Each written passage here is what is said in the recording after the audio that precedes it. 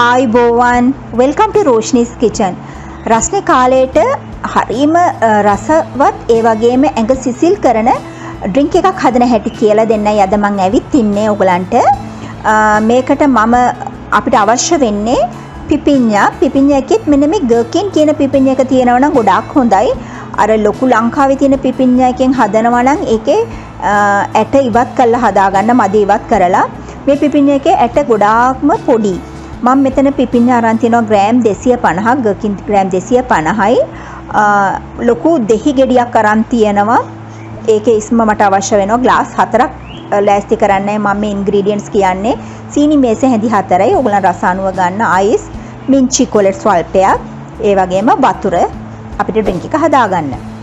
ඔක්කොමටම ඉස්සෙල්ලා මම කරන්නේ මේ පිපිඤ්ඤා එකේ මේ නැට්ට පැත්තෙන් මේ විදිහට කපලා මේ ආකාරයට පිපිඤ්ඤා ගෙඩිය අතුල්ලනවා. ගොඩක් අය දන්නවා මේකෙන් වෙන්නේ අර පිපිඤ්ඤා වල තියෙන කහට ගතියක් තියෙනවා පොඩි. ඒක මේ ආකාරයට ඉවත් වෙනවා. ඔයගලන්ට පේනව නේද මේ සුදු පාටට පෙන දදා එනවා එළියට.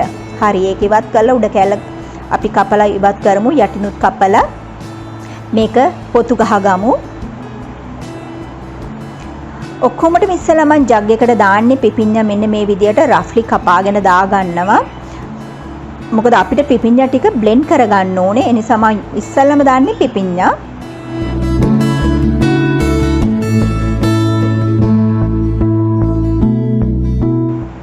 මින්චි කොළ මෙතන 20ක් 25ක් විතර එකතු කරගත්තා මම.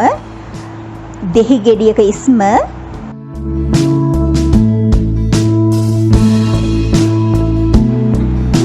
සීනි එකතු කරගන්න. ඕගලන්ට පුළුවන් සීනි බොන්නේ නැති අයට මීපැණි උනත් එකතු කරගන්න. නැතුවත් උනත් සීනි නැතුවත් හදාගන්න පුළුවන්.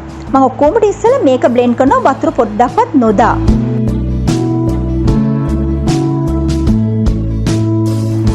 මේ පේනවා නේද?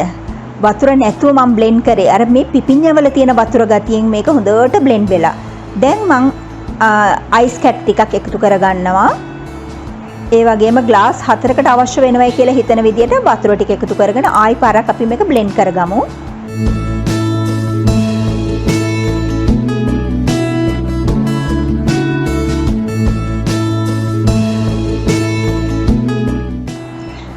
හරි මේ පේනවා නේද අපේ ඩ්‍රින්ක් එක සූදානම්.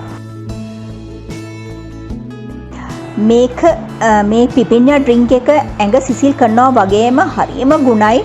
ඇඟේ බර අඩු කරන අයට හොඳ ඩ්‍රින්ක් එකක් සීනි නැතුව හදාගෙන බොන්න. ඒ වගේමයි වකුගඩු අමාරුව ඔය කිඩ්නි ස්ටෝන්ස් තියෙන අයට ඉතාමත් ඖෂධායී ගුණ තියෙන රසවත් පානයක්. මම මේක ගානිෂ් කරනවා මින්චි කොළ වලින්.